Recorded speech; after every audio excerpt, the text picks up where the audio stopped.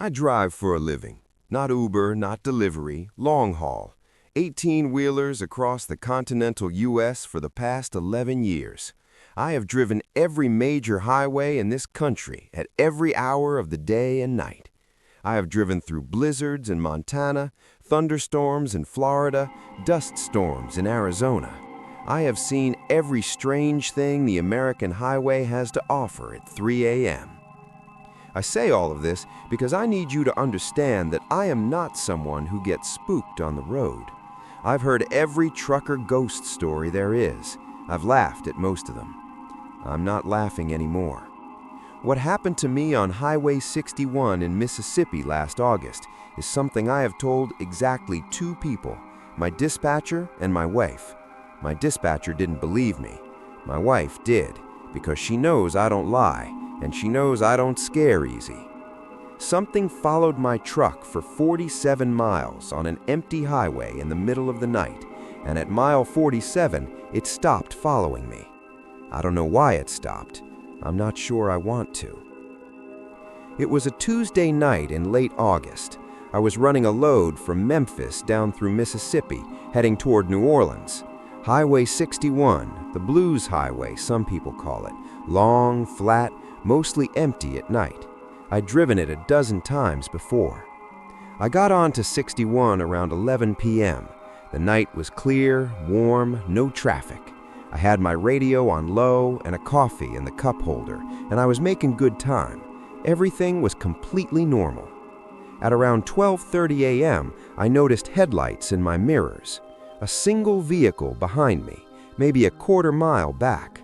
No big deal. There's always occasional traffic, even on empty roads at night. I barely registered it. But 20 minutes later, it was still there. Same distance, quarter mile. Not gaining, not falling back. Just maintaining. I sped up slightly. The lights sped up. Same distance. I slowed down. The lights slowed down. Same distance. I told myself it was just someone making the same drive, comfortable sitting behind a big truck. Happens all the time. Some drivers use trucks as windbreaks and just sit in your draft for miles. I stopped thinking about it. Then the lights went out. Not gradually dimmed, not turned off by someone pulling onto a side road. One moment the lights were there in my mirror. The next moment, complete darkness behind me. No side roads for the last several miles. I knew because I'd been watching the road. Whatever was back there hadn't turned off. It had simply stopped showing lights. I told myself the vehicle had pulled over, emergency stop, something like that. I kept driving. 4 miles later, something hit the back of my trailer. Not a collision, more like a single heavy impact, like something very large had struck the rear of the trailer once, deliberately. The whole rig shuddered with it. I checked my mirrors. Nothing visible behind me. No vehicle, no debris in the road, nothing. I pulled over and got out to check the trailer. No damage, no marks, nothing to explain the impact. I stood on the side of Highway 61 at 1 a.m. in complete silence and looked down the empty road behind me. Nothing there, just darkness and the sound of insects. I got back in my truck. 2 miles later, something ran alongside me. I caught it in my passenger side mirror, a dark shape just beyond the shoulder of the road, running at highway speed. I was doing 65 miles per hour. Whatever it was matched my speed exactly. It was large, very large, low to the ground but moving on what looked like 2 legs. The stride was wrong, too long, covering too much ground per step. And it was silent. Even with my window cracked, I could hear nothing from it. No footfalls, no breathing, nothing. It ran alongside me for almost a full minute. Then it was gone. I don't mean it fell behind or moved ahead. I mean it was there, and then it wasn't. No transition, like someone had switched it off. I drove the remaining 30 miles to my exit, doing 90 miles per hour with every light on the truck blazing. I called my dispatcher and told him I needed a rest stop, that I wasn't feeling well. I parked at a truck stop, locked both doors, and sat in the cab with the engine running until sunrise. In the morning, I filed an incident report. I described the impact on the trailer and left everything else out. But here's what I didn't put in the report. When I finally got out of the truck in daylight and walked around to the passenger side, the side where I'd seen the shape running, there were marks on the road shoulder, long, deep gouges in the soft earth at the road edge, spaced about 8 feet apart, like something had been running there, something with a stride length no living animal should have. I measured one of them against my boot, 3 times the length of my size 12. I've driven Highway 61 twice since that night, both times in daylight. I don't think I'll ever drive it at night again. I looked up Highway 61 incident reports after that. Strange thing, there's a cluster of abandoned vehicles reported on that stretch of highway every year. Cars found empty on the shoulder, owners never located. The Mississippi State Police attribute them to breakdowns where drivers caught rides and never came back for their cars. 7 vehicles last year alone, all on the same 20-mile stretch, all found in the morning, all abandoned at night. I want you to think about your home for a moment, the place where you feel safest, the place where you know every sound, every smell, every detail so well that you can walk through it in complete darkness and not bump into a single thing, the place that is completely and entirely yours. Now imagine coming home after 2 weeks away and knowing, before you can explain how you know, that something is wrong, that someone has been there, that the space that belongs to you has been violated in ways that you're only beginning to understand. That was what I walked into on a Sunday night in March of last year. My name is Aaron. I'm 36. I live alone in a 3-bedroom house in a suburb of Charlotte, North Carolina, and I had been in Seattle for 2 weeks visiting my brother. I came home on the last flight of the day, got in around 10 p.m., pulled into my driveway, and felt it immediately. I don't know how to describe that feeling, except to say that my house felt occupied from the outside before I opened the door. The first thing I noticed was the smell. My house has a particular smell when I've been away for a while, a closed-up, slightly stale smell that clears out after an hour with the windows open. It's my smell, my laundry, my food, my air. That night, my house smelled like someone else. Not strongly, not like someone was standing in the room, but underneath the familiar smell of my own space, there was something else, human, different, the smell of another person's skin and breath and presence. I stood in my doorway for a long moment. Then I started looking. The signs were small and easy to miss if you didn't know your own home well. A throw blanket on my couch that I keep folded over the back was now flat across the cushions, like someone had been using it. 2 dishes in my drying rack that I distinctly remembered washing and putting away before I left. My bathroom trash can emptied. I had left a small amount of trash in it. Someone had been comfortable enough to do dishes, to empty the trash. Someone had been living here. I should have called the police, I know that now, but I didn't. I think part of me didn't want to believe what I was seeing, and I kept moving through the house looking for the explanation that would make it all make sense. I checked every room on the ground floor, nothing obviously missing, nothing obviously disturbed beyond the small things I'd already noticed. Then I went upstairs. My bedroom was normal. My office was normal. The guest room, the room I never use, that stays closed, the door was open. I always keep that door closed. I pushed it open slowly. The room had been used. The bed was made, carefully, neatly, but the pillow had the slight compression of recent use. The closet door was open, and one of my spare blankets was missing from the shelf. On the nightstand, my nightstand that I'd brought into that room years ago and never used, there was a ring, a faint circular ring from a glass or cup.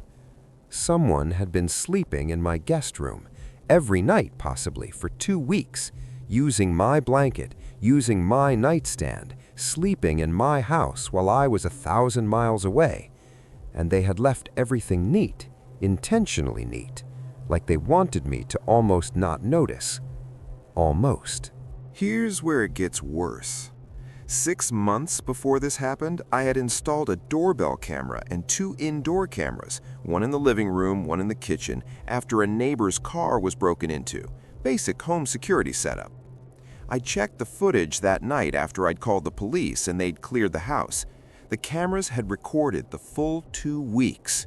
The footage showed someone entering my house through the back door, which showed no signs of forced entry, meaning they had a key or had somehow bypassed the lock, on the first night I was gone.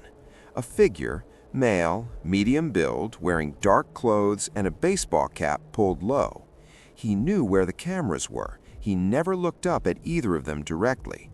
He moved through my house with familiarity, not the hesitant movement of someone in an unfamiliar space. He walked directly to the kitchen, directly to the guest room, directly to the bathroom, like he'd been there before. He came and went every day for 13 days, always entering after 11 p.m., always leaving before 6 a.m. On day 12, he cleaned the kitchen. On day 13, the day before I came home, he stripped the guest bed and remade it, emptied the trash, folded the blanket back over the couch. He prepared the house for my return. The police never identified him. The back door lock showed no signs of tampering. My spare keys were all accounted for. To this day, nobody knows how he got in, or how many times he'd done it before I installed the cameras. I sold the house 4 months later. I now live in an apartment on the 4th floor with a deadbolt, a chain lock, and a camera on the door that sends alerts to my phone in real time. I have never figured out who he was. The police have an open case file. Nothing has come of it. But the thing that keeps me awake at night, the thing I can't stop thinking about, is the preparation, the cleaning, the remaking of the bed, the careful removal of every sign of his presence. He'd done this before, maybe many times, maybe for years. He just hadn't been thorough enough this time.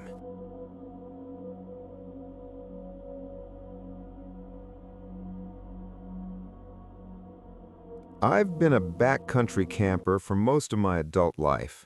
31 years old, from Portland, Oregon, and I've spent more nights sleeping on the ground in the wilderness than I have in hotel rooms.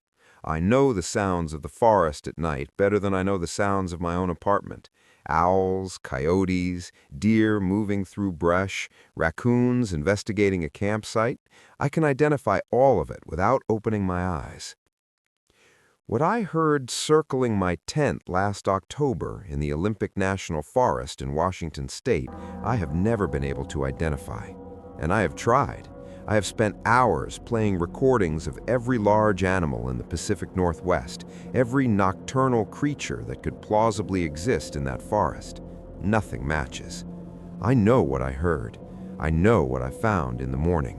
And I know that whatever made those sounds and those tracks spent the entire night circling my tent in the darkness and never once came inside the 20-foot ring it walked. I don't know why it stayed outside that ring. I'm grateful that it did. I was on day 4 of a 6-day solo loop in the Hoh Rainforest section of Olympic National Park, one of the most remote and beautiful places in the continental United States. Ancient trees, moss-covered everything, the kind of deep green silence that feels prehistoric. I made camp at around 5 p.m. in a small clearing beside a creek. Standard setup, tent, bear hang for my food bag, small fire. I ate dinner, watched the fire die down, and was in my sleeping bag by 9 p.m. The forest at night in the Hoh is extraordinarily alive. The rainforest ecosystem runs around the clock, and the sounds are constant. Insects, frogs near the water, the creek, wind in the high canopy. I fell asleep to it easily, the way you do when you've spent enough nights outdoors. I woke up at 2:15 a.m. The forest was silent. Complete, total, absolute silence. Not a single insect, not the creek. I could still hear the water, but everything alive had stopped. The silence pressed against my ears like pressure.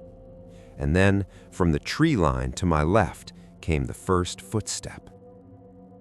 One footstep. Heavy, slow. The sound of something large placing its weight deliberately on wet forest floor. Then another, same pace, moving along the tree line. I lay completely still and tracked it by sound. It was moving in a wide arc around my campsite, not approaching, not retreating, just circling. The arc was consistent, maybe 20 feet out from my tent at all points, like it was maintaining a specific distance. It made one full circle, then started another. I have spent a long time trying to calculate the stride length based on the time between footsteps and the estimated circumference of the circle. My best estimate is a stride of 5 to 6 feet, moving in a slow, deliberate walk. For something to have a natural stride of 5 to 6 feet, it would need to be very large, larger than a black bear, larger than an elk. The circling continued. 1 circle, 2, 3. I lost count after 10. At some point, I don't know when, a sound began underneath the footsteps. Low, rhythmic, almost subsonic. I felt it more than heard it, a vibration in my chest cavity, like standing near a large speaker. It rose and fell in a slow rhythm that didn't match the footsteps, like breathing, slow, massive breathing. I did not sleep. I lay in my sleeping bag with my knife open in my right hand, and I counted circles until the sky began to lighten. At first light, I unzipped my tent and stepped outside. The tracks were immediately visible in the soft, wet forest floor, a perfect ring around my campsite, starting and ending at the tree line, circling my tent at a consistent distance of exactly 20 feet. I walked the ring slowly. Every print was clear in the mud. They were large, longer than my forearm from elbow to fingertip, roughly humanoid in shape, a heel, an arch, 5 toe impressions, but the proportions were wrong, too long, too narrow. The toe impressions were widely spaced and deeply pressed, like whatever made them carried its weight on the front of its foot. I counted the circuits visible in the tracks. The prints overlapped in places where it had walked the same path multiple times. Based on the overlaps, I counted at minimum 14 complete circles around my tent. 14 circles through the entire night. And in the center of the ring, my tent, undisturbed, my fire ring, cold and gray, everything exactly as I had left it.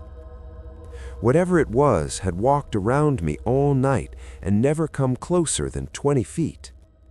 I broke camp and left. I hiked out in one push, 18 miles, and reached my car by late afternoon. I reported what I found to the Park Service.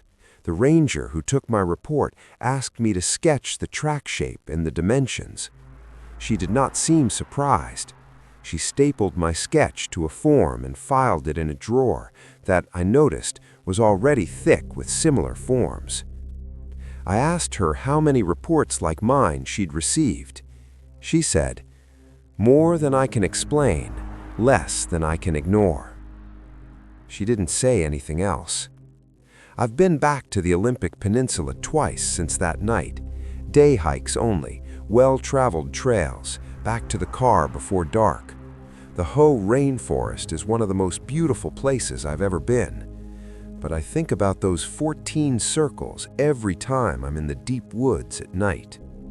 Whatever was out there had the ability to come inside that ring at any point. It chose not to. I've never been able to decide if that makes it better or worse.